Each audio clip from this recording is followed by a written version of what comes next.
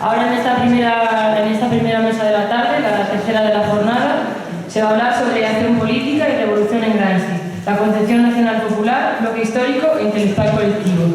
Y para ello contamos con tres personas, que primero va a hablar Ramón Vargas Machuca, es doctor en filosofía por la Universidad de Salamanca, catedrático en filosofía moral y política de la Universidad de Cádiz, y entre sus obras destaca El poder moral de la razón, la filosofía de Gramsci.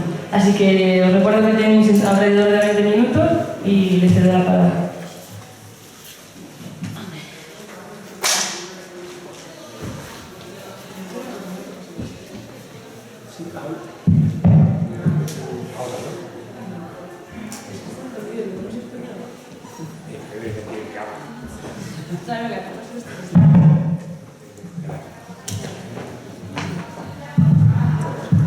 Buenas tardes.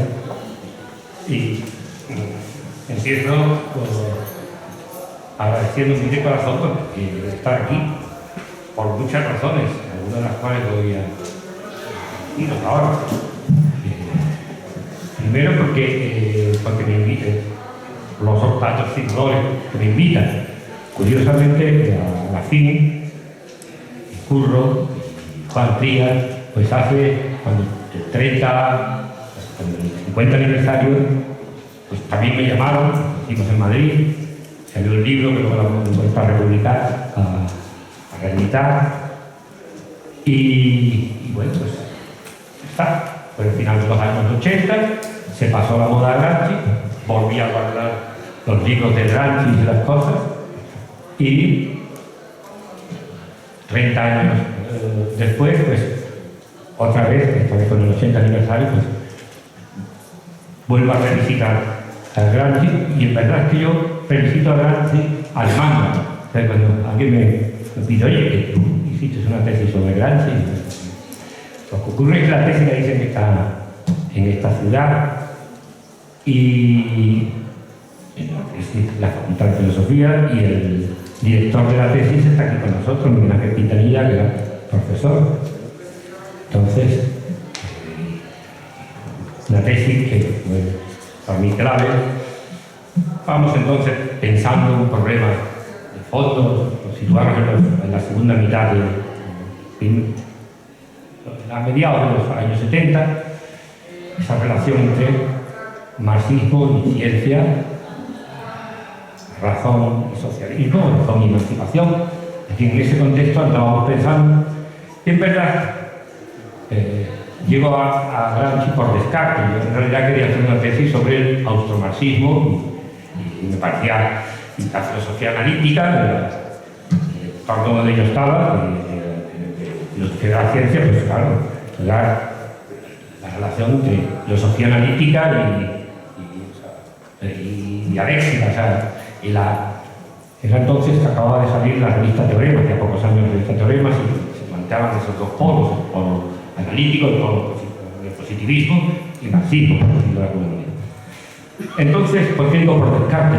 Quería hacer el automarxismo, pero no sabía alemán, porque era italiano, y hacer una tesis seria después de hacer sin saber alemán. Entonces, pues, eso que se topó con la antología de Manuel Sacristán, a un filósofo que conocíamos de la revolución, y a una persona que ya empezaba a escribir cosas sobre Gramsci, los conceptos de obreros, que era Fernández Buey, Paco Fernández Buey. Y entonces, pues, leyendo la antología, una antología sin introducción, porque era su introducción, y lo decía muy bien en esa antología, dice que Gramsci está mejor sin compañía. Yo muchas veces, viendo los aniversarios y viendo las cosas que se escriben y que se leen sobre Gramsci, muchas veces le doy la razón a Sacristán. Gramsci está muchas veces mejor sin compañía. Bueno, lo cierto es que me metí en Gramsci, me fui a Roma, estuve un tiempo en el Instituto Gramsci, me trataron muy bien, ustedes, como siempre me habéis tratado, y me metí en esta tesis, y la tesis se presentó a finales de los 70 en Salamanca, o sea que tengo mucha... Yo no pude seguir en Salamanca Me supongo porque me consideraban marxista entonces, veía el buen concepto, entonces no. Ya decía que había muchos marxistas en el departamento de filosofía, muchos marxistas entendían y suponía que iba a seguir con él, que era yo, pero bueno, estos son batallitas. Lo cierto es que esa es la explicación para el espectáculo, esta anécdota. Lo cierto es que la relación, mi revisitación a Gramsci ha sido un poco intermitente. Y pedí que quería intervenir antes porque la intervención que había preparado es un poco la razón por la que, es decir, el motivo que me había llevado de nuevo, aparte de los aniversarios, a leer a Gramsci. ¿Por qué Gramsci? El interés por Gramsci es un interés intermitente. Aparece y desaparece. Y me parece que hay dos razones. Y una pregunta que siempre me hago, y me he hecho esta mañana cuando he estado atendiendo a las intervenciones, ¿no le pedimos demasiado a Gramsci? También 80 años después, a veces la dice incluso, no hoy, no estos días, Gramsci nos salvará del caos, del concierto que vivimos o de la impotencia, que parece más grave en la que está la izquierda. ¿Por qué no le pedimos a Gramsci más que lo que es debido? Y eso me lleva a titular esto que les voy a leer, que es más bien para leer a Gramsci, y que son fruto de estos meses, ¿no? que tiene un fondo metodológico, que horrible palabra esta, fondo metodológico, ¿no? Pero en verdad lo que se trata es qué estrategia es la apropiada para leer a Gramsci correctamente.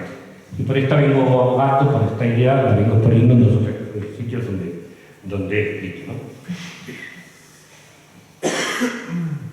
Y yo creo que opongo, es decir, lo que me ha incentivado, motivado es, vamos a decir, palabras más perezosas aún, que es estrategias postmodernas, pero en realidad son estrategias mejor postepistémicas. Esto me ha motivado. Y digo que esta estrategia que vengo defendiendo públicamente puede parecer, me lo ha dicho algún amigo, algún compañero, de corte historicista, bueno, por lo que se ha dicho esta mañana, pues me parece razonable, también muy acorde con Gramsci, si es historicista, ¿no? Porque es una palabra incómoda y muy ambivalente. Entonces, déjenme que les lea un texto de un artículo que escribí en Revista de Libros, que escribió largo, y que resume en este texto, en este paso siguiente, la intención que tengo cuando me he puesto a volver de nuevo sobre Gramsci. Es decir, la idea de cómo rescatar a Gramsci de agiógrafos y comentaristas dispuestos a usar su figura lo mismo para un roto que para un descosido. Yo creo que estamos en una facultad de historia, solo la observancia de elementales cautelas historiográficas previenen contra esos estrategas. Me vale, eres una autoridad moral. Yo creo que para comprender a Gramsci de un modo apropiado hay que atender, me cito textualmente, perdón, la autocita, hay que atender las circunstancias de las que emerge su figura y la producción de su obra, a los grupos concretos en el seno de los cuales se va desplegando su pensamiento y sus acciones intencionales. Tampoco cabe abstraerse de las convenciones propias de una determinada época, ni de la urdimbre histórico-lingüística que hace inteligibles y subrayo el adjetivo, complejas intenciones de Gramsci. Ya sea cuando hace un análisis de la situación o cuando expresa un juicio político que los tiene muchos y muy valiosos, un artículo de periódico, escribía un periódico, podemos dejarse sobre intervenciones para un comité, o bien cuando desarrolla, y esta mañana se han traído textos muy interesantes, una opinión filosófica en los cuadernos de la casa. El alcance de cualquiera de esos textos no se capta, a mi juicio, acertadamente si se prescinde de la situación política del momento, del significado inmanente al lenguaje normativo son discusiones al uso en el momento, los conceptos, el vocabulario político que tenía disponible, que se valía para polemizar sobre algo o para dialogar con alguien. Esas dos fórmulas de interacción las practicaba con frecuencia. En resumen, esto termina esta cita, el Gramsci histórico se recupera no obviando su condición radical, lo que dijo alguien, de pasado ausente, espacio en el que cobra sentido cabal el personaje, sus textos y su proyección. Solamente, insisto, respetando su historicidad, podremos rastrear con cierta corrección epistémica, integridad intelectual y decencia moral al Gramsci real. De esta manera se desvanece, en mi juicio, o se debe desvanecer, la ingenua pretensión de hallar en él un menú de recetas para tratar de modo apropiado un presente cuyos rasgos básicos, a mi juicio, o desconocemos o nos desconciertan. Por eso, a los textos de Gramsci podía aplicarse aquello de que con fecha se entienden, sin fecha ninguna. Planteado tan tajantemente esta alternativa estratégica de lectura, uno se expone, se me ha ocurrido, haberse acusado de no reconocer los límites de una lectura históricamente contextualizada que los tiene. Y la legitimidad, por el contrario, de otras lecturas que, sin desconocer aquella primera, la contextual, apuestan por una posible actualización del texto más allá de su contexto de origen.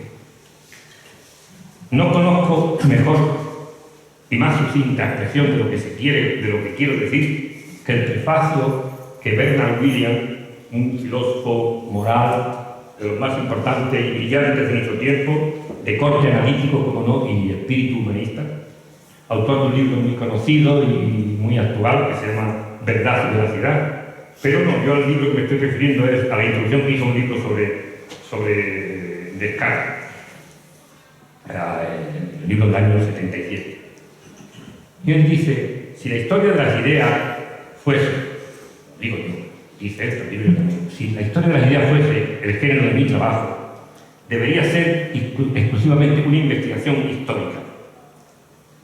Y el género del trabajo resultante de una investigación de historia de las ideas es inequívocamente histórico. Desde el punto de vista de la historia de las ideas, la cuestión acerca de qué significa una obra es precisamente la cuestión acerca de qué significó esa obra. Algo que se reconstruye a partir de ella y hacia atrás, viendo sus antecedentes.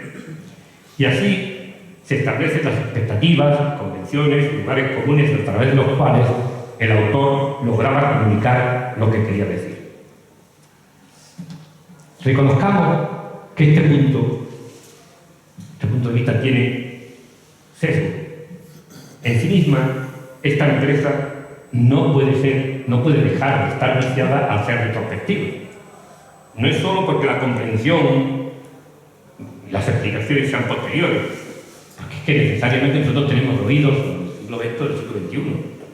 Y es que nuestra selección, nuestra interpretación está inevitablemente gobernada por su subsiguiente historia y nuestra situación presente, lógico. La argumentación y el juicio de interés corresponden a nuestra época. Así que la búsqueda horizontal de lo que Gramsci quiso decir proporcionará, si se hace de la forma apropiada, un objeto, un resultado esencialmente ambiguo, incompleto, imperfectamente determinado por la comprensión del mismo autor. Por eso, cuando honestamente se trabaja a Gramsci, todos terminamos Gramsci, la ambigüedad de Gramsci, las contradicciones de Gramsci, lo inacabado de Gramsci, porque es que en realidad siempre lo estamos leyendo nosotros y evaluando nosotros. No obstante, o más bien a causa de ese sesgo inevitable, y sea cual sea el género desde el que uno se aproxime a la figura de Gramsci, el trabajo y su objeto deben desplegarse, en mi juicio, en términos genuinamente históricos. Es decir, debe contar con la inexcusable deferencia hacia quienes han demostrado en el estudio de Gramsci, las virtudes epistémicas, los talentos de un buen historiador. Los describió así de rotundo Perry Anderson, un estudioso de Gramsci, por cierto, también. Un buen historiador se muestra por su poderosa capacidad teórica formalizadora, por investigación empírica meticulosa y porque emplea registros comparativos seguros. Por no hablar, si además goza del don de una memorable mordacidad literaria.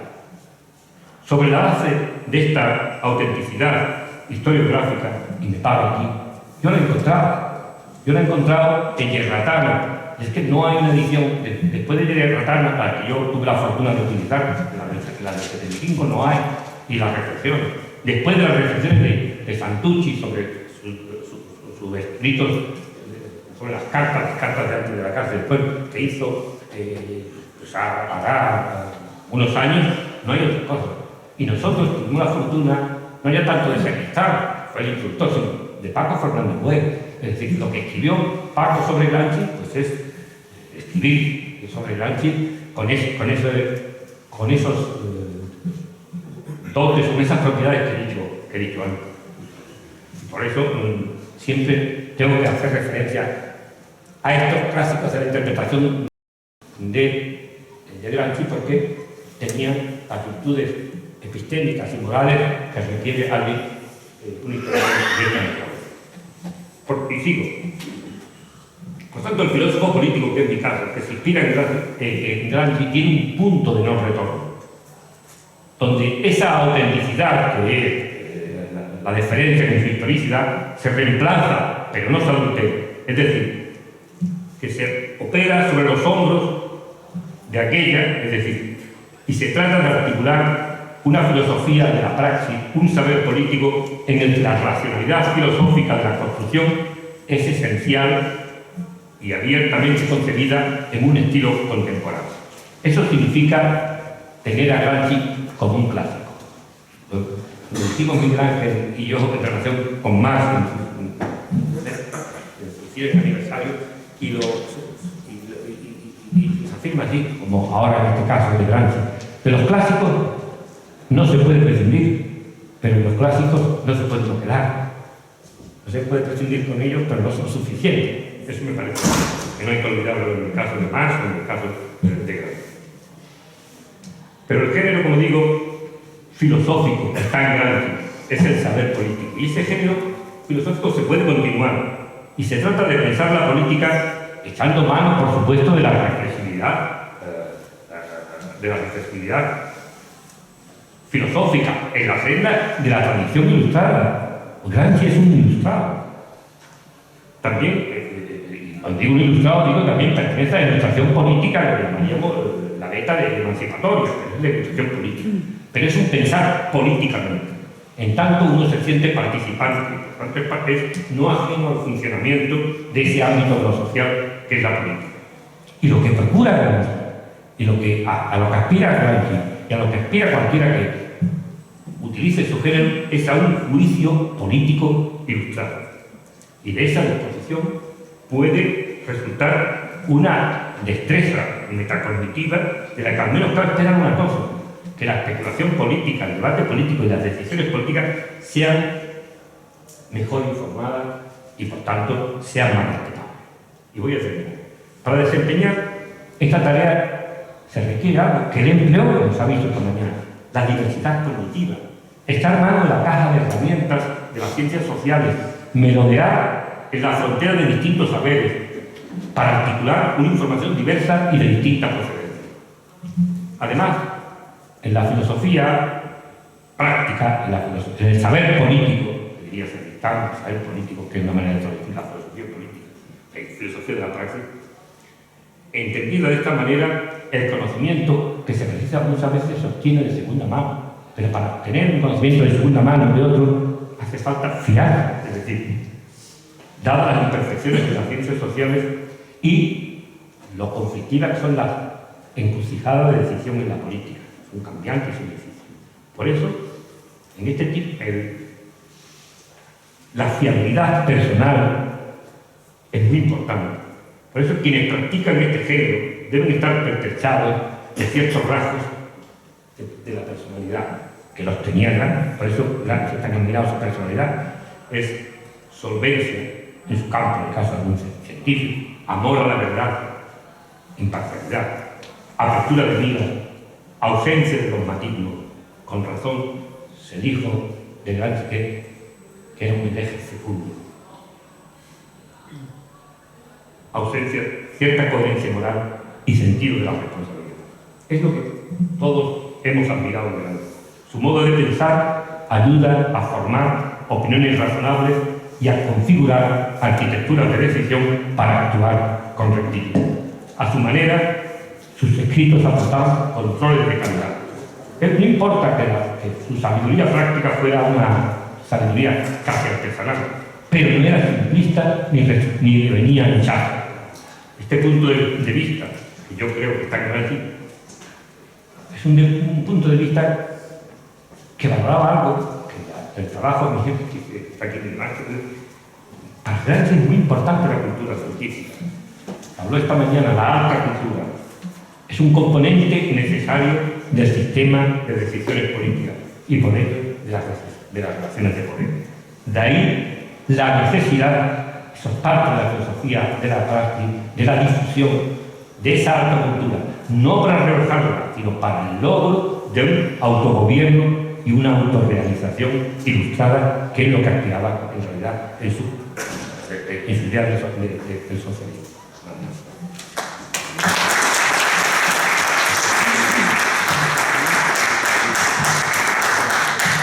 Muchas gracias por haber prestado muy bien el tiempo. Me ha gustado. Ahora vamos a dar paso a Lorena.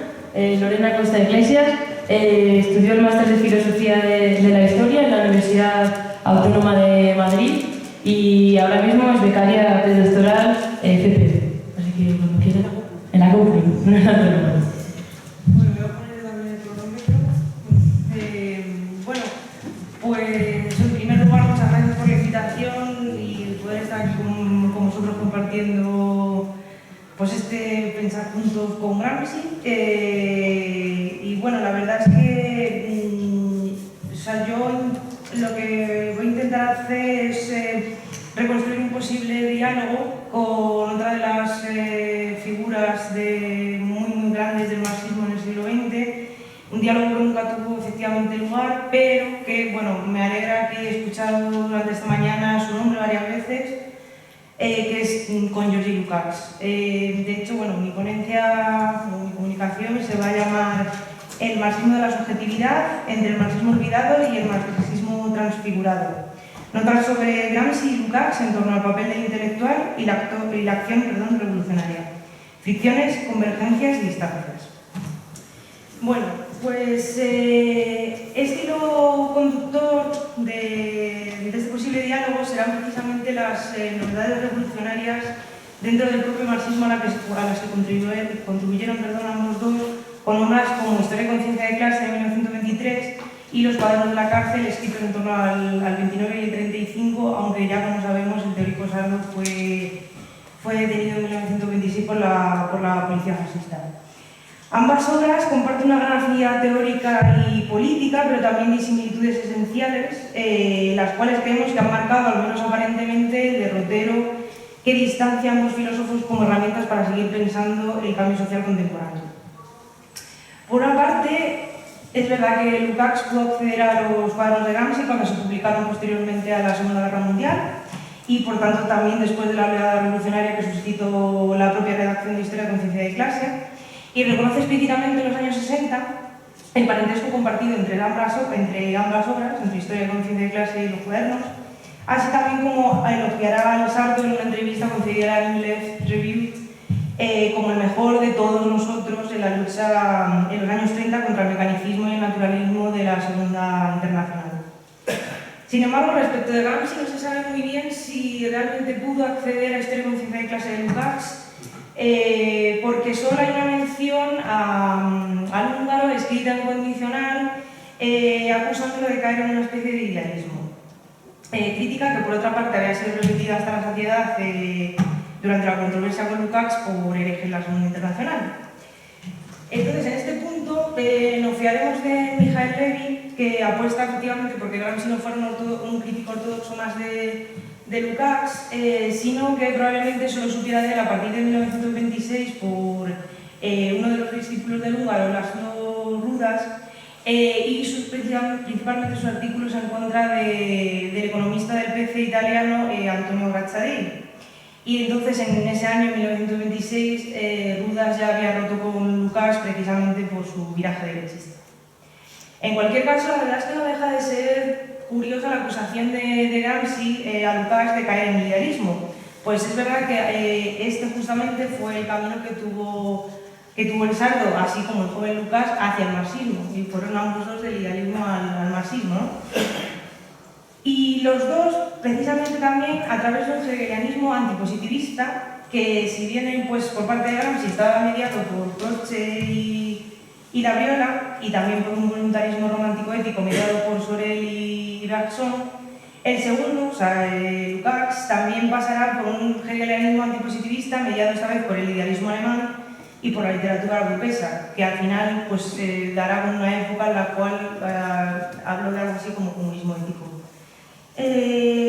Precisamente fue este hegelianismo antipositivista, compartido por ambos dos, los que le posicionaron contra la postura mecanicista de la ortodoxia positivista, cientificista y económico-determinista, que se representó paradigmáticamente en la Segunda Internacional por Weinstein y Kautsky y en el caso del socialismo italiano por Treves y Turano. Pero bueno, si en algo se aproxima exactamente los cuadernos de historia de conciencia de clase es precisamente intentar superar, en el sentido de Aufhebung, que bueno, también se han hecho varias menciones a las betas hegelianas de Gramsci, que comparte en este caso con Lukács, pues eso, intentar superar en el sentido de Aufhebung la dicotomía que planteaba el movimiento comunista en la Segunda Internacional con el fin de llegar a un realismo revolucionario. Por la banda italiana, esta dicotomía se presentaba entre el sectarismo de Bordiga y el oportunismo de Serrati, mientras que por la banda húngaro-alemana estaba sesgada entre el empirismo vulgar, que solo se queda en el oportunismo, que se atiene a la situación dada y por lo tanto los intereses meramente inmediatos del proletariado, es decir, entendido en una conciencia de clase en términos psicológicos, o por otra parte en un voluntarismo idealista aferrado a un utopismo que se limita al objetivo final abstractamente concebido y por lo tanto un más allá que se presenta como un deber ser moral sin anclajes materialistas. Sin embargo, este hegelianismo antipositivista que comparten ambos dos y que les permitieron superar estas dicotomías poco o nada tiene que ver con la acusación althuseriana de simple retorno radical a Hegel, sino que tiene que ver más bien con la comprensión radicalmente novedosa del marxismo que se nos comparte. Esto es, una cosmovisión integradora del sistema de reproducción capitalista situada desde el punto de vista del proletariado. Por este motivo, ambos dos son abanderados del marxismo de la subjetividad, que sintetizado en una filosofía de la praxis fuera a dar como una unidad indisoluble de teoría y praxis que superara las dicotomías antes señaladas, las cuales se pueden resumir en la impotencia de la oposición tradicional entre hechos y valores, ser y deber ser, conocimiento y acción revolucionaria. De hecho, bueno, como os ha comentado, uno de los focos de la crítica de ambos dos, que lo ha comentado Jaime Pastor, de hecho, fue precisamente Buharin, ¿no? La teoría del materialismo histórico, manual popular del socialismo marxista del 22. Y bueno, pasando esto un poco por alto, es cierto que a pesar de eso, de que estas convergencias diáfanas entre historia y conciencia de clase y los cuadernos, pues eso, son muy claras, sin embargo cada obra está redactada en épocas distintas y bueno, creemos que habría que señalar someramente un poco pues, las causas por las cuales esa distancia en el tiempo, sin embargo, va a dar con conclusiones muy similares en ambos. El influjo que desde luego insiste en ambas obras es la oleada revolucionaria de 1917 a 1920, que en caso de Lukács solo pervivió hasta la muerte de Lenin en 1924, con el texto que escribió para homenajear su muerte, y que hace las veces de corolario de historia y conciencia de clase. Pues a partir de 1926 comenzó su viraje stalinista, con el fin de frenar la otra ola que asolaba a Europa, que era el fascismo, ¿no?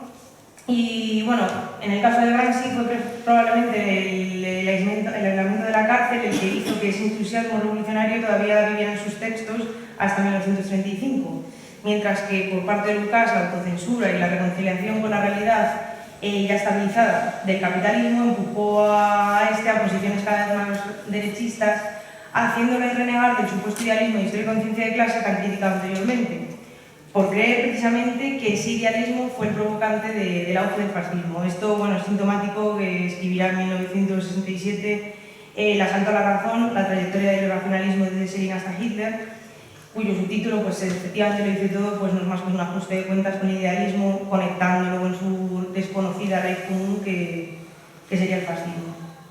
Es cierto que, bueno, que a Gramsci no le hizo, obviamente impactó el estalinismo en Gramsci, a pesar de su aislamiento en la cárcel. De hecho, criticara duramente la estructura burocrática, al igual que el propio Lukács, que es su apoyo oficial. Y bueno, para esto sería interesante una comparación entre las tesis de Lyon de Gramsci de 1926 y las tesis de Lukács de 1929 y la posterior autocrítica de Lukács debido, bueno, a una amenaza de poder ser echado del partido precisamente por el carácter derechista de esas tesis. Sería bastante interesante compararlo, pero no me va a dar tiempo, así que bueno, luego para el debate si es posible, porque la verdad es que tengo, no lo he dicho, tengo el tren, perdón, a las 8 y a lo mejor no me voy a tener que ir a mitad de debates, pero no, porque la verdad es que están muy interesantes. Entonces, continúo. Bueno, entonces, una de las cosas en las cuales es evidente el paralelismo es, por ejemplo, en el sentido de la palabra ideología, ¿no? En ambos dos no es peyorativo, como ya se ha dicho varias veces, no se trata de simplemente falsa conciencia, y en el caso de Lukács se ve claramente en el fenómeno de la cosificación, que es el capítulo más central, yo creo, de historia de conciencia de clase. Ahí Lukács pues, hace una genealogía sociohistórica sobre cómo el fetichismo de la mercancía ha llegado a penetrar todos los aspectos y todos los poros de la vida social en forma de mecanización, cuantificación y pérdida de la experiencia. Efectivamente, este fenómeno de la cosificación ha tenido que ver, que también se ha comentado aquí, con respecto a la sustitución del paradigma fisiocrático al taylorista, donde el trabajo abstracto pues, ha sufrido un proceso de instrumentalización y especialización brutal, y por lo tanto, a la hora de afrontar la tarea, la crítica está de tener por objeto la propia totalidad social y ya no solamente los procesos económicos, lo cual le hizo posicionarse a Lukács, como también hará Gramsci, como hemos adelantado, en contra de las derivas más cientificistas y deterministas del materialismo urbano. Pues bien, el fenómeno de la cosificación es un fenómeno que fragmenta y que incluye la experiencia social, de tal modo que toda cosificación es un olvido de la génesis sociohistórica de los conceptos reificados que vertebran la única forma posible de socialización, la cual se presenta de forma natural. Pues, y cito de Historia de la Conciencia de Clase, el fetichismo de la mercancía es una relación entre personas que cobra el carácter de una cosidad y de este modo una objetividad fantasmal que con sus leyes rígidas, aparentemente conclusas del todo irracionales, esconde toda huella de su naturaleza esencial, el ser una relación entre los hombres. Bueno, Lukács, pues voy a tener un poquito rápido para poder conectarnos al final con Gramsci. Lukács pues, lo que hace aquí es que entiende que precisamente la cosmovisión de la ciencia moderna, de la revolución copernicana que instauró Kant con su crítica de la razón, pues fue justamente el proceso social que dio con esa cosmovisión para que el trabajo abstracto medido en esas mismas unidades de tiempo indiferenciadas de la estética trascendental kantiana pudiera entenderse a sí mismo como concepto fetiche que rige la socialización capitalista. Por tanto, de esta manera consigue dos cosas, ¿no? Por un lado, enfrentarse a la concepción del materialismo histórico vulgar de una estructura económica que rige lo social, de una superestructura como velo ideológico, lo cual también será superado, como vamos a comentar, por Gramsci por el concepto de bloque histórico. Y por otra parte consigue también introducir la categoría de totalidad social como contrapuesta a la ideología, en tanto que esta última, la ideología, supone una fragmentación de la experiencia que nombra el todo por la parte, y la totalidad social será entendida como un conocimiento integrador que hace a sí misma acción, aunando así en la conciencia atribuida del proletariado como sujeto objeto la función teoría y praxis. De esta manera, pues bueno, retomará las preocupaciones propias de su juventud, Lucas, anterior a 1914, perdón, pero ya en un marco enteramente marxista y por lo tanto verá la reificación dentro del modo de producción capitalista y no como destino a la cultura burguesa. Voy a comentar un poco lo del tema del concepto de conciencia posible atribuida, pues, que es uno de los puntos más controvertidos de historia de conciencia de clase, pues le supone un problema epistemológico a Lukács, que sin embargo Gramsci, a partir de esa filosofía de los no filósofos, se consigue deshacer. Entonces, pues voy a intentar sintetizarlo. Efectivamente, si el tema de la historia de clase en la actualidad de la revolución, igual que los cuaderni, esta ha de ser concebida desde el punto de vista de la conciencia del proletariado. Sin embargo, si la fenómeno de la cosificación ha penetrado todos los poros de la socialización capitalista y por tanto la fragmentación social es insoslayable, ¿cómo podría la teoría aunarse con la praxis en la clase social del proletariado como para hacer las veces de atalaya a dicho estado de movilización total? Vale, la tentativa que ofrece Lukács es de sobra conocida para responder a esta pregunta, ¿no? Se trata de que es el proletariado, debido a su estatus ontológico dentro de la sociedad capitalista, el único que es capaz de totalizar el orden social. ¿Por qué? Porque es sujeto de las relaciones de producción y objeto de las relaciones de dominación dentro del capitalismo. Bueno, ha habido numerosas críticas de vanguardismo por haberse atenido al papel de la conciencia efectiva psicológica del proletariado, también de espontaneísmo por interpretar precisamente la conciencia de clase como de manera voluntarista, pero bueno, sin detenernos mucho aquí, ambas críticas anulan entre sí. De nuevo, otra vez Lukács, igual que Gramsci, intenta superar las dicotomías que se le planteaban.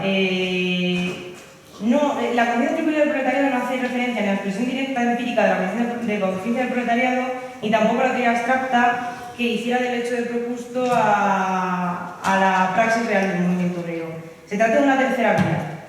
Una tercera vía entre la conciencia psicológica y la posible. Esta tercera vía se trata de una posibilidad objetiva en la que el proletariado, a través del proceso histórico, se eleva a través de su propia experiencia de lucha hacia la toma de conciencia de clase que se vierte en la acción revolucionaria.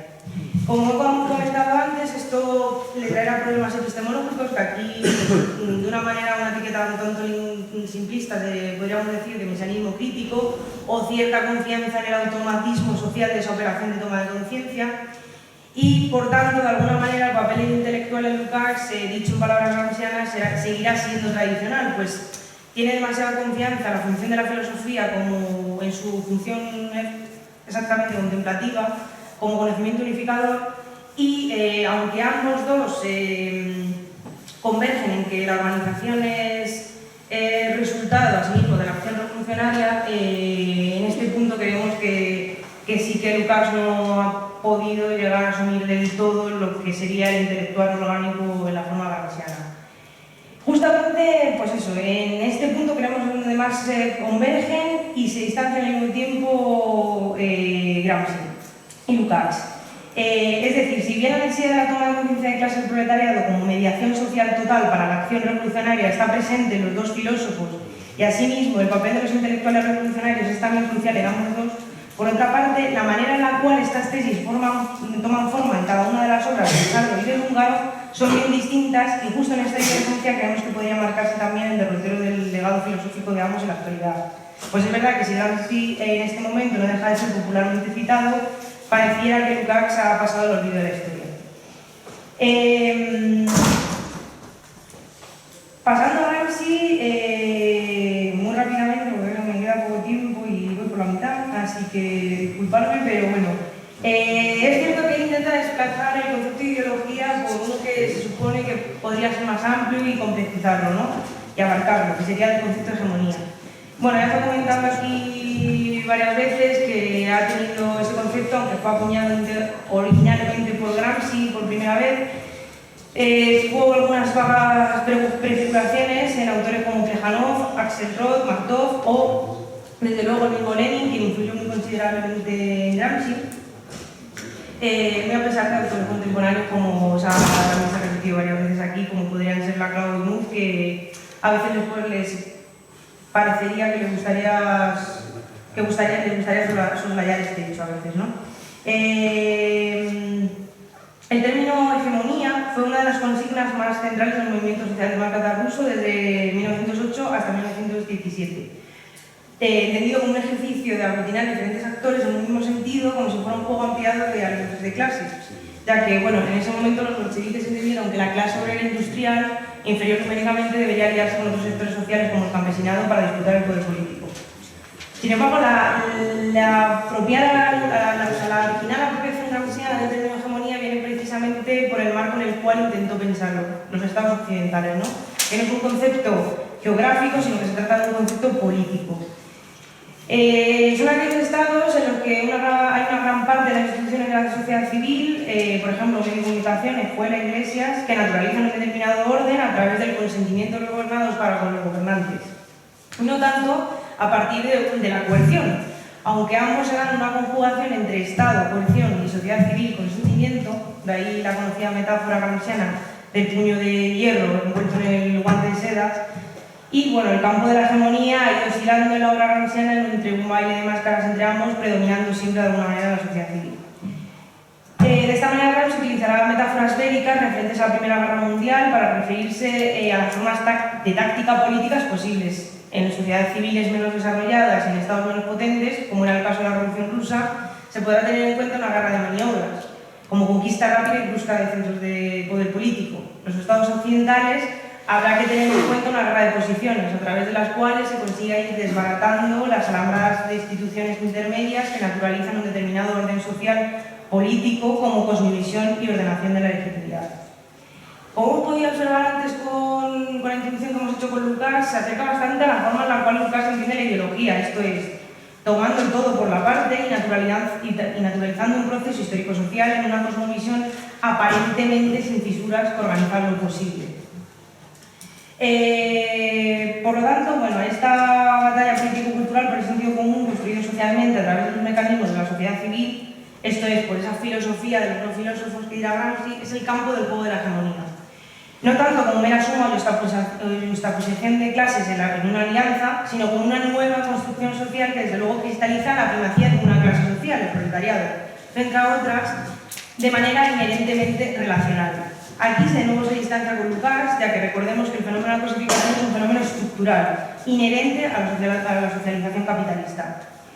Por este motivo, la conciencia de clase en Gramsci nunca podrá tratarse automáticamente de una conciencia integradora de la totalidad social, como ocurría en Lukács, sino que al ser relacional y dinámica y crearse, por tanto, en tensión de lucha con otras clases sociales, se tratará de una conciencia con fisuras a partir de la cual ha de trabajar el intelectual orgánico para que la conciencia de clase actúe como una totalidad orgánica en la práctica revolucionaria, haciendo explícitos los principios potencialmente creativos implícitos en la comprensión práctica de los oprimidos. De esta manera, pues bueno, ya se sabe, Gramsci hará una diferenciación entre intelectual orgánico e intelectual tradicional. Como hemos comentado anteriormente, creemos que sí que en el fondo parece que Lukács no quiere zafarse del tipo de intelectual tradicional, aunque bueno, como también comentó César Montoles esta mañana, el propio intelectual tradicional ha sido en alguna medida un intelectual orgánico, en tanto que al desprenderse de la inmediatez a través de la contemplación tuvo también efectivamente su función orgánica en la revolución burguesa. Sin embargo, con esta diferenciación, Gramsci consigue escapar a los problemas epistemológicos como el de mesianismo crítico de los que cojeaba Lukács, pues al haber esa filosofía de los no filósofos entendida como forma de cosmovisión implícita, susceptible a transformación hegemónica por la propia clase con ayuda del intelectual orgánico, el proceso resulta inmanente a sí mismo. Si bien se topa con otro tipo de círculo vicioso epistemológico, las ideas son ciertas en la medida en que sirven para dar coherencia o promover aquellas formas de conciencia que están en consonancia con la mayoría de las tendencias importantes de una época. Es decir, que no habría criterio exterior al propio proceso dinámico inmanente de la lucha hegemónica. Probablemente este último punto supusiera uno de los filones para la popular lectura postmoderna que se ha hecho en los últimos tiempos de Gramsci a través de la Clau y Moore en Hegemonía y Estrategia Socialista. Efectivamente, estos reconocen un tanto de mala gana que Gramsci, a pesar de transformar enormemente los problemas del marxismo clásico, bueno, tradicional también puede ser, a través del concepto de hegemonía, que suponen una lucha relacional por la disputa del sentido común y la identidad de clase como resultado contingente de la misma, pues seguiría de alguna manera preso de los fundamentos ontológicos que ha arrastrado el marxismo clásico durante décadas. El fundamento ontológico que se le resistiría a Gramsci sería precisamente que la construcción aglutinante de actores sociales de la hegemonía no se hace solo discursivamente, como ocurre en la Claude Mouffe, sino que Gramsci admite y recoge en el concepto justamente de bloque histórico el hecho de que las clases no son meramente agentes históricos de identidades subjetivas, como ocurriría por otra parte en Lukács, sino que también son formaciones estructurales materiales. En este sentido, adelantábamos que parecía no hacerles demasiada gracia, o por lo menos admitirlo a ratos y a horas, la diáfana influencia de Lenin que hay en Gramsci por parte de la Claude Mouffe. Pues, si bien es cierto que Gramsci habla de construcción social de la identidad relacional de clase, que es lo que supone el concepto de hegemonía, a pesar de ello todavía reconoce su anclaje material de formación estructural, lo cual para unos filósofos de la democracia radical, por momentos no supone más que una reverberación de la vieja alianza de clase leninista. Sin embargo, creemos que ni Gramsci fue tan posmoderno como parece que lo está siendo en los últimos años, y que por lo tanto tuviera tanta confianza en aquello de la autonomía de lo político. En definitiva, recordando esas palabras de Sacristán que también se han dicho esta mañana, bueno, además por Juan Trillas, ¿no?, que Gramsci es efectivamente un clásico que siempre vuelve, pero no como una moda. Y por otra parte, por la parte de Lukács, pues tampoco creemos que sea aquel perro viejo del siglo XXI como los índices de popularidad nos quieran hacer creer, ¿no? Pues si bien Gramsci habla de la identidad de clase como resultado de la pugna hegemónica, en ningún momento, a pesar de su historicismo compartido con Lukács, elude el calado económico estructural de la socialización capitalista, como para hablar de regulación discursiva de la voluntad colectiva en mitad del siglo XX. Y por otro lado, si bien Lukács pareció condenarse a sí mismo al olvido con el viraje derechista que lo duró hasta 1968, momento en que volvió otra vez a la ilusión revolucionaria que tuvo en 1919, debido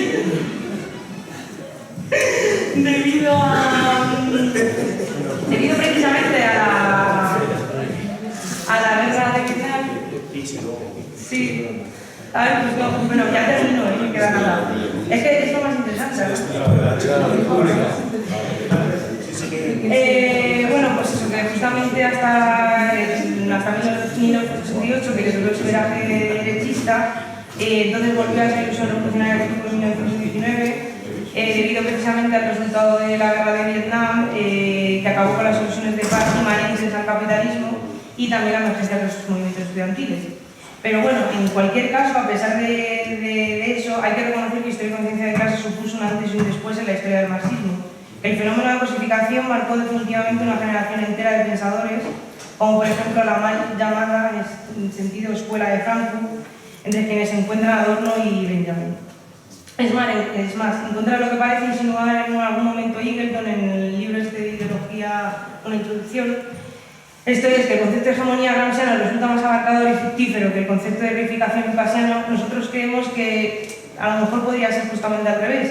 Mientras que el concepto de hegemonía gramsciano parece sustraerse meramente a la esfera política, el concepto de reificación lucasiano cala todas las esferas de la vida, ya que comprende el capital como reproducción social total, esto es, que los conceptos fetiches del capital rigen abstractamente la socialización capitalista como la única posible.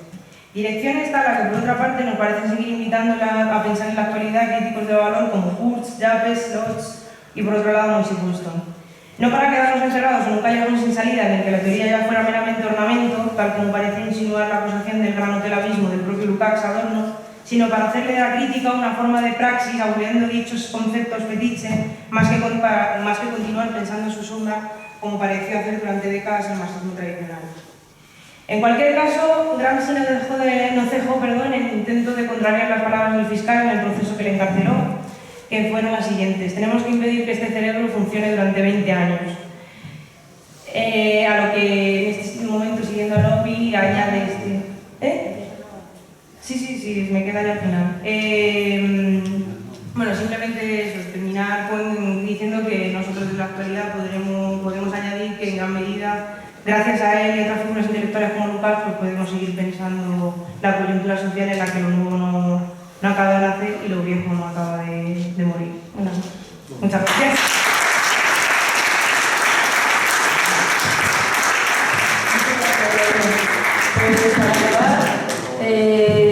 está Joan Tafalla, que es doctor en Historia, miembro de SPAIMAR, ha publicado numerosos artículos y coordinado varias obras colectivas como Socialización, Democracia y Autogestión, un debate marxista en los tiempos de la izquierda rural, junto con Joaquín Mirar. Y también alrededor de 25 minutos. Buenas tardes. Buenas tardes, ahora sí. Sí. Buenas tardes. En primer lugar, agradecer la temeridad de los organizadores al invitarme a esta jornada en la que debían pensar que yo podía aportar algo nuevo o interesante respecto a las cosas que ya se han dicho. Creo que no va a ser el caso porque en lo que llevamos de jornada yo básicamente he aprendido mucho y no sé si voy a aportar ninguna perspectiva nueva.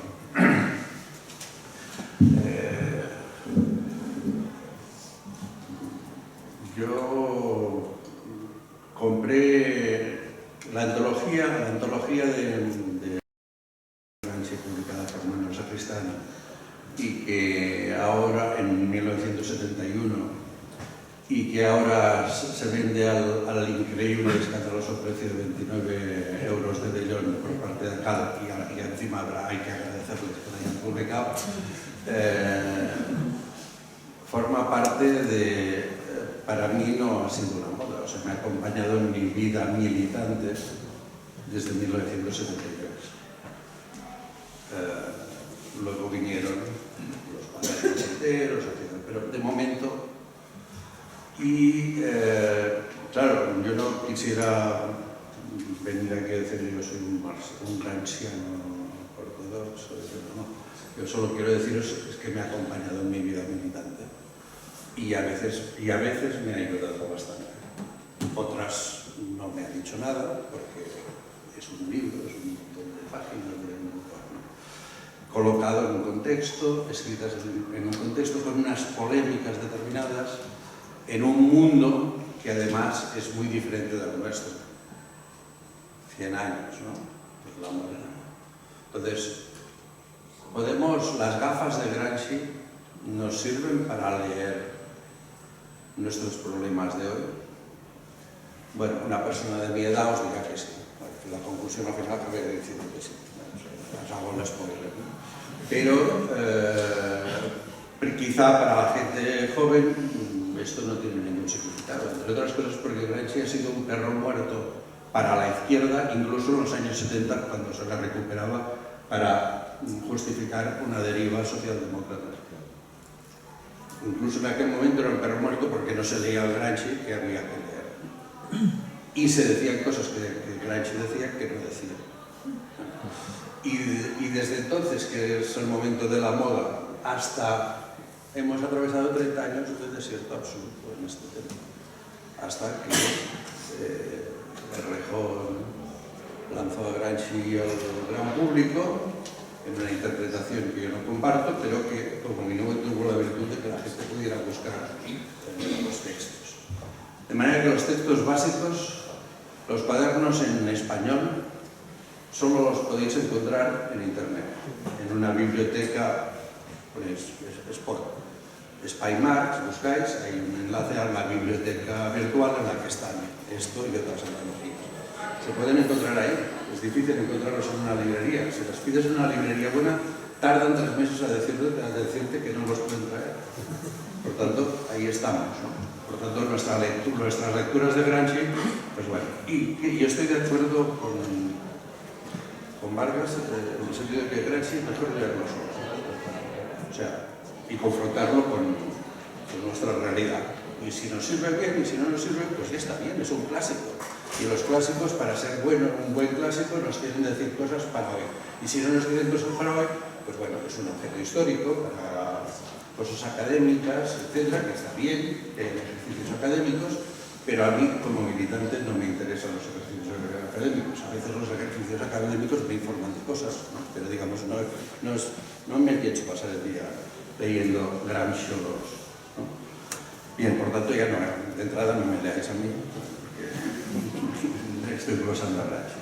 Bien, mi intervención iba a empezar con una queja del viejo amargado que decía aproximadamente lo siguiente: es una verdadera lástima que el Gramsci de los criterios metodológicos para una historia de las clases subalternas, cuadernos 25, apartados 1, 2 y 3, o bien el de los estudios sobre la cultura material del pueblo, cuaderno 27, solo son 2 apartados, son 2 cuadernos breves porque son de elaboración, están al final y son ya de elaboración, ¿no? de cuando ya está. O los textos sobre la reforma moral, intelectual y moral continúan siendo perfectamente desconocidos entre la militancia española. Pero hoy he escuchado la brillante intervención de Nuria y he descubierto que uno se cree que lo hemos visto, que no hay nadie más en el mundo, pero hay gente que está trabajando estos cuadernos y además con mucho provecho y tal. En la época de 140 caracteres parece ser que se intenta buscar en Gramsci un atajo a una hegemonía que sería algo equivalente a la seducción de los electores. Estos cuadernos son particularmente importantes. Por ejemplo, en el cuaderno 25 se habla de la moral popular. El cuaderno 25 ha dado lugar a una importante estación de la historiografía marxista británica. Se ha mencionado Hobsbawm, pero hay que hablar de Thompson. Economía moral de la multitud. Se le ocurrió de pronto. La moral popular. Se ha hablado del desgarro de Pasolini en los años 60, diciendo que el capitalismo había penetrado tanto en la vida cotidiana que había destruido las culturas populares que eran autónomas respecto al capitalismo y por tanto estaba de alguna manera consiguiendo que no hubiese alternativa posible. Se ha mencionado esto esta mañana y me parece un paso muy importante con el que los que queremos transformar la sociedad nos tendríamos de estar peleando cotidianamente. Es verdad esto, ya está todo. Es decir, lo que Bourdieu nos explica ya está así acabado, o sea, la explotación, la alienación, todo esto ya hace imposible la alternativa. Bueno, del cuaderno 27, el gran antropólogo gramsciano italiano César de Martino extrajo que esa folclore de la filosofía, que sería el sentido popular, de ese folclore, de ese sentido popular se podía extraer un folclore progresivo, es decir, que había en ese folclore popular unas semillas de cambio, porque en sí dentro, aún estaba preservada. Y escribía esto pocos años antes de que Pasolini se desesperase tanto. Y encontraba en su trabajo de antropólogo en el sur de Italia, encontraba razones materiales, empíricas, digamos, para mostrar eso. Por tanto, no todo está muerto. Estos cuadernos nos dan mucho margen. Estos cuadernos nos llaman, en Gramsci en estos cuadernos nos llama a estudiar, participando en ello, en el lento, difícil y siempre complejo proceso que lleva a los subalternos de la fase económico-corporativa a la fase ético-política. Y en sí constituyen un desarrollo del capítulo segundo del Manifiesto Comunista.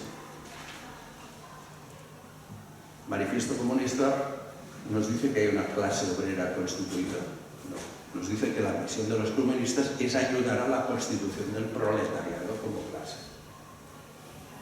Y por tanto, a estudiar, Gramsci es el autor del detalle. En el detalle, en el método, en el estilo, está el diablo. Es el autor de la atención, del oído puesto a la forma de desarrollar, de trabajar, de vivir a la cultura material de las clases que él llama subalternas. En el momento que llamarán grupos sociales. La escritura en los cuadernos está determinada por muchos aspectos, uno de ellos también es la censura, ¿no? Es el Gramsci que nos permitiría hoy, en lugar de tratar de seducir al electorado, estudiar cómo se crean las comunidades de lucha en ese contexto de la crisis desde el 2008 hasta aquí. En esto hay gente que no son académicos, pero que están allí donde las papas queman, como dicen ellos, como Manuel Cañada, de Extremadura, que está trabajando en los sectores más duros, más complicados, y tratando de constituir comunidades de lucha. O el Gramsci que nos intenta penetrar, nos dice que se necesitarán miles de monografías, de estudios de caso, para entender cómo se produce molecularmente el crecimiento de la conciencia y de la autoconciencia de la gente, de los grupos sociales y de su propia misión. Digamos, es un Gramsci que a mí es el que me ayuda muchas veces, otras no, ya lo he dicho, pero me ayuda muchas veces a interpretar la fase en la que estamos, ¿no? Es el Gramsci que nos habla de la larga duración, esta polémica en el acontecimiento y lo que los historiadores llaman, sobre todo a partir de la historiografía francesa, de los Annales, la larga duración. Nos permite interpretar su interpretación de la Revolución Francesa como una revolución que tiene unos efectos, que tiene un impulso que dura hasta 1871 y que tiene diversas fases. O sea, no entender la Revolución Francesa en la cronología corta, sino en la larga. Y por tanto entender que la emergencia de los grupos subalternos, del proletariado, del campesinado, digamos, es un proceso de larga duración, no es un proceso que se produzca de un estallido catastrófico de pronto, y que incluso muchas veces en las situaciones de crisis la conciencia de los sectores más afectados va con retraso, tiene un tiempo propio, ¿no? El estudio de este tiempo, el interés por este tiempo, ¿no? O sea, yo una de las preguntas que creo que la izquierda militante debería hacerse, seguramente a lo mejor es que no soy el único que piensa esto, y por tanto, cuando uno piensa que el resto del mundo va en otra dirección, no puede acusar al mundo de estar loco, tiene que interrogarse sobre su propio sentido común, ¿no? Pero pienso que la pregunta que tendríamos de hacernos es, en el proceso de reconstitución de la clase, de las clases subalternas, de la clase obrera, que estamos viviendo desde el 2008 para acá, ¿en qué momento de esta fase estamos? A partir, no de un análisis académico, a partir de estar dentro de la clase y vivir y sentir los impulsos y las tendencias que se están produciendo, ¿no? Y en esta etapa determinada que estamos, ¿qué hacer? ¿No? Bueno, realmente más que no lo contestaré porque no tengo la respuesta, que la respuesta la debería de encontrar un intelectual colectivo orgánico de las clases subalternas que fuese capaz de ponerse esas preguntas y que fuese capaz de formar parte de ellas, de esas clases, y impulsar el proceso, ayudar a impulsar el proceso, no pensar que desde fuera va a introducir la conciencia a nada. En la estela de este Gramsci de la larga duración, Joaquín Miras y yo sacamos en un arrebato. Yo iba a presentar otra cosa, pero Eddie me recordó un panfleto que sacamos en el año 2013, que se llamaba La izquierda como problema, en el que busca, fruto del arrebato, del momento, de la incapacidad, de lo que nosotros pensábamos que era la incapacidad de la izquierda para leer el momento y para fijar, digamos, fijarse ella misma su papel y las tareas a hacer y qué hacer. En los arrebatos a veces dramáticamente aparece el concepto de interpretaciones. que después habrá que verificar si son ciertas. Nosotros avanzamos de una forma seguramente atrevida y sin ningún fruto de arrebato la idea de una interpretación de la historia contemporánea de España como la historia de tres revoluciones, desde 1812, como la historia de tres revoluciones pasivas con un genocidio intercalado. El genocidio intercalado, me falta mencionarlo. La tercera de estas revoluciones sería la llamada transición, revoluciones pasivas. Bien, esta era la interpretación, una interpretación que apareció en este arrebato, que merecería, si es que merece algún interés, algún tipo de verificación, y que para verificarla naturalmente se necesitaría una obra, una historia de síntesis de este proceso a la luz de ese criterio interpretativo que hemos planteado por Gramsci, ¿no? Bien, entonces, ¿qué os quería explicar aquí? Pues mirad, en el camino de esta verificación, que a lo mejor se cuece algún día y acaba haciéndose y publicándose algo, me he dedicado como militante, me he dedicado a lo que he hecho siempre en Gramsci. Primero con la antología, después con los cuadernos, después con las cartas. La edición de Santucci más completa que la de Paco Fernández Buey aquí, pero la de Paco Fernández Buey está en español y es bastante completa. Espigar. Ya sabéis que hay unos grandes cosechadores que se llevan la cosecha grande, entonces pasamos los mataínos, los muertos de hambre, ¿no? Y espigamos. Espigamos, hacemos cosas y a veces algunas son valiosas, al final a lo mejor llegas un saquito de trigo y puedes dar de comer. Y en este espigar he querido plantear, pero será difícil, por lo menos mencionaremos el título, explicar sobre tres conceptos. Uno es el de revolución pasiva, el otro es el de transformismo y el otro es el de los cambios moleculares. ¿Por qué explicar sobre revolución pasiva? Bueno, pues si nosotros hemos querido aplicar ese criterio interpretativo de la historia de España como tres revoluciones pasivas, pues habrá que ver si ese concepto que Gramsci toma de otra gente lo resignifica a lo largo del proceso de los cuadernos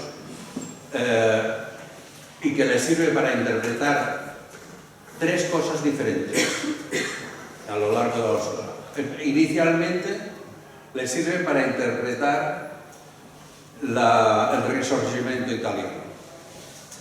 ¿Vale? Lo toma el concepto de un jacobino napolitano, Vincenzo Coit, escribió un texto que se llama Ensayo sobre la Revolución Partenopea, la Revolución de Nápoles, que fue derrotada, pero él no usa el significado de cubo, le da otro significado, y le sirve para tratar de interpretar como criterio interpretativo del proceso de la restauración, del Risorgimento italiano. Bien, está surgido en un contexto que no tiene nada que ver con nosotros, está aplicado a una época que podría tener paralelismos con la historia contemporánea española y tal, pero que tampoco no es la nuestra, nos sirve. Yo pienso, después de trabajar las citas, de ir buscando las citas, eso sí, ayudado por el fabuloso diccionario gramsciano de Liguori, 85 euros de Bellón, y aún en italiano, pero que contiene, es de lo más actual, es del año 2008 o así, contiene en cada uno de los capítulos, puedes encontrar toda la síntesis, porque en Guerratana encuentras muchas de las de la aparición pero ahí hay un repaso mejor 30 años más tarde, ¿no? Y tal. Yo creo que sí que tiene una posible aplicación a nuestro caso.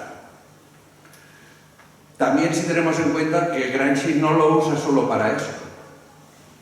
Gramsci en algunos momentos usa el concepto como un criterio de interpretación historiográfica y en otros momentos lo utiliza como sinónimo del programa que tenían los sectores moderados en el Risorgimento italiano, como forma de construcción de un nuevo Estado y como forma de evitar, canalizar y utilizar el subversivismo difuso del sector radical del Risorgimento, de Mazzini, de Garibaldi, etc. Este, digamos, sería uno de los significados. Y además, en Gramsci encontramos otros dos significados para la revolución pasiva. Uno, para el poder 92, el americanismo, el fordismo, como revolución pasiva, y otro, el fascismo. Por tanto, hay una variación de significados que habría que trabajar, que la ponencia he intentado trabajar, pero sin haber tenido terminado, pero al menos intentando clasificar estos tres. Esto nos permitiría verificar si nuestra interpretación de la revolución, de la historia de España contemporánea, como tres revoluciones pasivas, podría ser interesante. ¿Para qué puede servir este ejercicio? He dicho que es una cosa militante y ahora parece una cosa muy académica, ¿no? Pues mira, muy sencillo, porque yo, al menos, particularmente, yo creo que estamos asistiendo a los albores de una cuarta revolución pasiva en estos momentos. Puedo estar equivocado, puedo ser un pesimista, es decir, un optimista bien informado, tampoco no estoy muy bien informado, pero bueno, es la frase, pero estoy percibiendo los mismos elementos que percibí durante lo que nosotros hemos llamado la tercera revolución pasiva española. Por lo tanto, estudiar el tema no es un ejercicio académico en este caso, aunque podría dar lugar a una tesis de muchos miles de páginas y tal, sino intentar captar el proceso y la dirección de marcha de este proceso para entonces saber en qué fase estamos y cómo intervenimos. Bueno, vinculado estrechamente al concepto de revolución pasiva, Gramsci coloca el concepto de transformismo. Desde 1870, en Italia aparece ese fenómeno que allí se bautizó así, no es un invento suyo el nombre, se bautizó así, y que se refiere a la capacidad de los sectores hegemónicos en la construcción del nuevo Estado italiano para disgregar al sector popular, del que Gramsci explica que hay una insuficiencia de jacobinismo, que no hay suficiente autonomía política y subjetiva y suficiente proyecto propio, y de incorporarlo, digamos, e ir disgregando el partido, la parte popular desde ese proceso de construcción del Estado italiano, disgregar, incorporar progresivamente a la clase política y sobre todo a la clase política, a los elementos procedentes de ahí. Efectos dramáticos, por ejemplo, la desembarco de los 1000 de Garibaldi en Sicilia genera una insurrección campesina que es aplastada por los señores feudales, no, por los camisas rojas de Garibaldi, en una masacre. Es decir, la utilización por parte de los sectores dominantes de la izquierda. Gramsci da otros ejemplos, como el caso de Montemia, etc., pero no, ya estoy... Y el tercer punto, bueno, y ahí hay que tener en cuenta un concepto que en Gramsci es central, que es la capacidad de generar una voluntad colectiva, una voluntad general, expresión que toma de los jacobinos, y que requiere de un nivel de autoconciencia de los sectores populares. Y por tanto, en el transformismo lo que hay es ausencia de conciencia. Hay, por parte de Cavour, el dirigente de la burguesía, hay una claridad sobre su propia visión y sobre la visión de Mazzini y de los radicales, y en cambio en los radicales no hay una conciencia. Recientemente he leído, bueno, estoy leyendo en acabado, para ser sinceros, el libro sobre la entrevista entre Suárez y Carrillo del 76, y el binomio Cavour-Mazzini, descrito por Gramsci, pues cuadra mucho. Llamadme dogmático, que busca las cosas, pero cuadra mucho, y además me ha ayudado a interpretarme a mí mismo de forma notable. Y acabo con el último concepto, que es el de los cambios moleculares. Esa constitución del proletariado de clase, segundo capítulo del manifiesto, este proceso descrito en el cuaderno 25, ese cambio de la vanguardia radical en gestora del sistema o en sierva del sistema, no se produce de forma catastrófica y de golpe, etc. Se produce a través de una cosa que Gramsci le tortura en la cárcel, pero que sale montones de veces en los cuadernos. En cambio, Berratana, curiosamente, no lo recoge en el índice, que es el de cambios moleculares. Excelente artículo en el diccionario gramsciano. Esa es la molecularidad de los cambios, en la que se produce la materialidad de la acción humana. Por tanto, el dilema idealismo, materialismo, vulgar, etc., está fuera de los procesos de constitución de una voluntad colectiva, de una voluntad general. Se produce por cambios pequeños, a veces, sobre todo para la izquierda muy ilustrada, imperceptibles, en los haceres, en las actitudes y en los procesos de lucha de las pequeñas comunidades de lucha de cada sitio. Y es la importancia, la inconstancia de percibir estos cambios moleculares lo que otro de los grandes mensajes de Gramsci, que puede ser útil hoy y que en general no ha sido, digamos, utilizado, porque a diferencia de Gramsci, que era una persona que escuchaba todos los testimonios que lo conocen directamente, coincide. Un libro de 200 páginas precioso, Gramsci vivo, testimonios de la gente que lo conocieron, en las divergentes, escuchaba. Cuando queríamos que él nos dijera algo, nos hacía otra pregunta sobre lo que estábamos haciendo, sobre nuestra experiencia. ¿Qué pasa ahí? ¿Por qué hacéis esto? Etcétera, ¿no?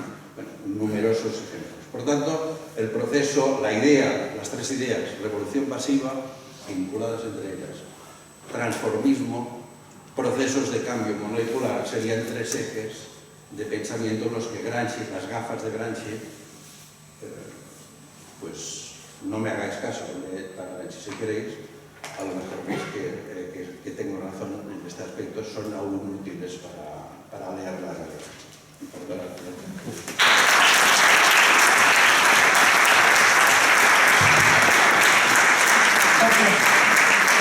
Pues ahora, ¿qué os parece? ¿Alguna cuestión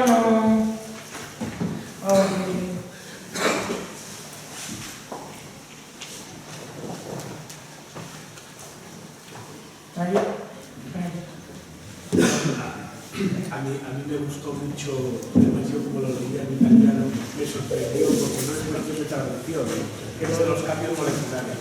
Pero yo, como soy leyesiano, la cuestión de lo molecular y lo molar, pues lo tenemos bastante cogido como terminología leyesiana. Entonces, encontrarlo literalmente, y no una vez ni dos, sino varios, aunque yo no estaba leyendo política, estaba buscando filosofía, y están los cuadernos filosóficos.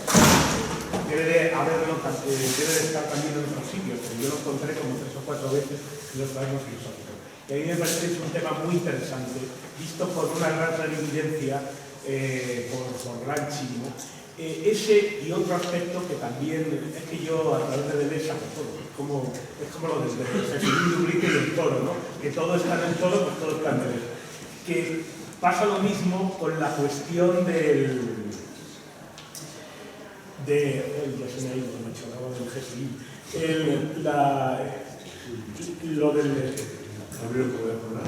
no lo de lo molecular, sí, también importantísimo. El papel del psicoanálisis en las cartas, porque cómo él recibe la información de que su mujer, que si Juliana le interesa, no sé qué, que si hay un tratamiento, no sé qué. Entonces es interesantísimo también, sobre todo porque este tipo de reflexiones no eran tradicionales, más bien eran absolutamente inexistentes en los marxistas clásicos de los años 30. O sea, esa figura para una cosa como lo de la molecularidad, ¿no? que supone pues, casi una noción de inconsciente, una noción, o sea, un tipo de psicología y de sociología que no tenía nada que ver, por supuesto, con el marxismo clásico, ¿no? Entonces yo creo que esos dos aspectos abren ahí como dos puntos de la inteligencia y de la finura, el olfato que tenía Gramsci para descubrir elementos que luego, pues, autores como Deleuze, una tradición, pues, nietzscheana también, ¿no? Marxiana, pero también nietzscheana y freudiana, lacaniana, pues me resuelve, ¿no? Entonces a mí me ha gustado mucho que recogieras eso porque nunca lo había leído en la... Hombre, yo ahí en eso como casi todo soy un diletante y un aficionado, pero nunca lo había leído en la literatura gramsciana destacar el aspecto este del cambio molecular, ¿no? Que a mí me parece absolutamente esencial, que supone una finura de lectura y luego otra cosa importante, una conexión con las lecturas pues, Foucaultianas, deleuzianas, postestructuralistas de la actualidad. Entonces, bueno, a mí me parece muy importante esa conexión en un marxista clásico ortodoxo y tener esa conexión. Y la apertura al psicoanálisis es otro de los temas que tengo para trabajar y que me parece también importantísimo. Una figura en los años 30 y además todo por oídas. Porque claro, en aquel momento el psicoanálisis en Italia pues tenía una entrada, vamos, mínima, inexistente, y en la cárcel pues muchísimo menos. Me interesa mucho lo del cambio de Bueno, yo había traído, pero como se me daba la bola no las he leído y tampoco no las voy a leer. Una sí. Las otras 5 cartas, 2 a la mujer, a Julia, y 3 a la cuñada, Tania. Julia estaba en Rusia, se habían conocido y habían tenido 2 hijos en periodos en los que él viaja a Rusia, ella también viaja a Italia durante un tiempo, y él no ve a los hijos, los ha visto solo unos meses, y se preocupa de la educación de los hijos. Y Julia además tiene recurrentes depresiones, yo no sé exactamente la enfermedad, pero un problema, trastornos importantes, ¿no? Que dificulta a la ya difícil comunicación de una carta cada 15 días, etcétera, pues la dificulta. Y la relación entre la Internacional Comunista y Gramsci se lleva acaba a través de la cuñada, Tania. Entonces, en el 9 de diciembre del 26, primera carta en la que aparece la mención molecular a Tania. En la de 19, el 26, son 2 meses después de la detención, un mes y pico después de la detención. El 19 de julio del 28, a Julia de nuevo, también me falta la sensación molecular. ¿Cómo podré, aunque sea sumariamente, percibir la vida de la totalidad compleja? Se está refiriendo. Es decir, está en la cárcel, no puede tener esa percepción, ¿no? Aunque tiene notas muy interesantes sobre el comportamiento de los presos, muy interesantes en las cartas también, ¿no? a Julia el 27 de julio del 31 sobre la educación de Delio, y en la que aparece de una forma implícita la idea de Estado integral. Le dice, es decir, tú, le dice a la madre, según me parece a veces, comprendes intelectualmente, teóricamente, que eres un elemento del Estado y que como tal tienes el deber de representar y ejercer el poder de coerción en determinadas esferas para modificar molecularmente la sociedad y en especial para preparar a la generación naciente para la nueva vida, etc. Es decir, en la educación del hijo, la madre, el padre, es diferente, ¿no? Pero sí que nos pueden permitir ver la metodología que usaban estos buenos cerebros para enfrentarse con el problema, y eso, saber el método que se usa, siempre puede ser útil. Vale, bueno, si tenéis muy breve. Sí, muy breve. Y cerramos. Sobre esto, sobre Togliatti, yo estuve a punto de editar los textos de Togliatti sobre el fascismo. Lo que pasa es que la editorial dijo que no. Pero hubo un coloquio latín que se publicó sobre Togliatti, y allí estaba un artículo mío del análisis del fascismo por Togliatti, en la cual intentaba mostrar cómo Togliatti pues había superado la visión tradicional de la tercera internacional, entonces vigente, del fascismo y gran capital. Y precisamente lo que evocaba Togliatti era la capacidad que había tenido el fascismo de presentar en los sectores medios, pequeños burgueses, incluso en los sectores populares. Bueno, y respecto a lo que se ha planteado, yo soy muy reacio a hacer transposiciones. Entonces sí, parece, pero yo creo que si se examinase con profundidad, lo que pasa hoy no es lo que pasaba en los años 30. Es que la sociedad es tan diferente.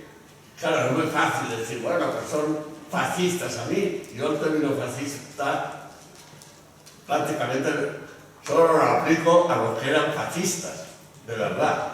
Y entonces, claro, es muy fácil. Fascista. Entonces llama fascista todo lo que es de extrema derecha. Yo creo que lo que pasa hoy, lo que está pasando, requeriría un análisis que es necesario porque es peligroso, pero yo creo que no tiene que ver con lo que pasó en los registros. Pues ahora hay otra mesa, no te preocupes, que luego podemos intervenir. Es que vamos muy mal, vamos a un poco justos de tiempo, entonces en 3 minutos o así empezamos la última mesa y hay más palabras y se va a poder hacer. Muchas gracias.